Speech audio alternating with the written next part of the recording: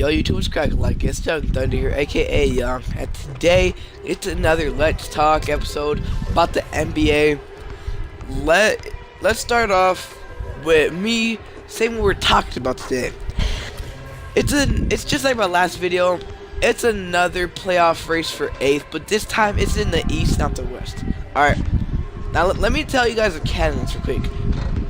I'm gonna name the 6 teams that are in this race, and one of them maybe has it locked up barely, but they haven't clinched the playoff spot, so I can't really say they haven't locked up.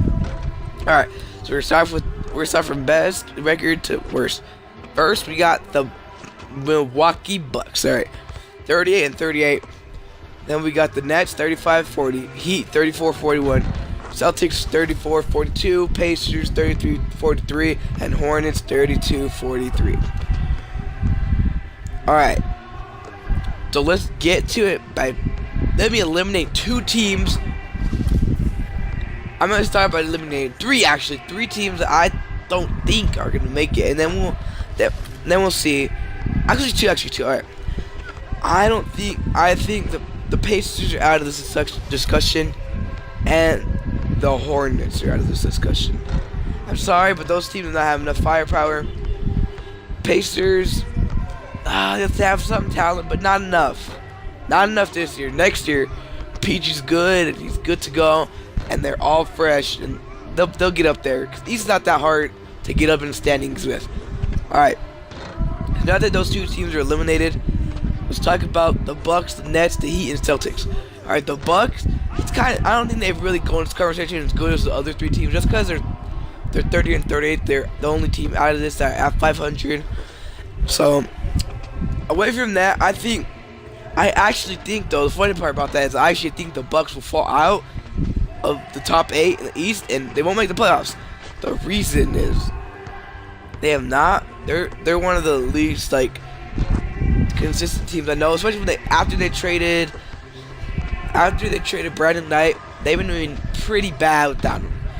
So they're 4-6 in their last 10, and I don't think they have enough. They just don't have enough gas in the tank left to finish strong and go to the playoffs. So I think they'll drop out somehow, some way, and the team that'll be taking their spot is the Celtics. All right, now the Celtics, they have finally, after 2 years, it's only 2 years, but it's still a lot for some teams. The Celtics, they found their point guard. Isaiah Thomas. He's a good starter. Me as a Suns fan, I really liked him. I don't know why they traded him. I think he could have been a starter for us, but now he's on the Celtics and he is doing good things for them, great things for him. I'm proud for him. I'm glad for him. He's doing good things. He's their guy, and I like that. Then they got Evan Turner. Evan Turner's a good player. He's not great, but he's good. They have him, Marcus Smart. He's really good rookie, and I like how they let him, he wasn't those rookies that you go from starting every game to sit on the bench in the NBA. You know, he's right off. He started playing his good time. All right. So Bucks crossed out. I chose Celtics in the Bucks spot. All right. Now the Nets and the Heat. Let's get in that. I think the Nets, one of the hottest teams in the NBA right now, 6 in a row, 8-2 last 10. They are going to make the playoffs over the Heat, just because of how hot they are right now in the season. And then the Heat, I don't like the Heat, and I just don't think they have enough guys to take either. They're on E right now.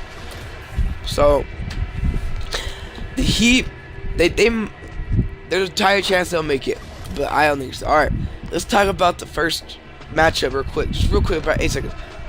I think the Hawks are prone to lose to any team right now. So I think the team that versus them, if it's the Celtics or the Nets, I think they might lose that. But that's all we got for today, dude. It's Young Thunder here. Don't forget to hit a like, subscribe if you're new. Peace.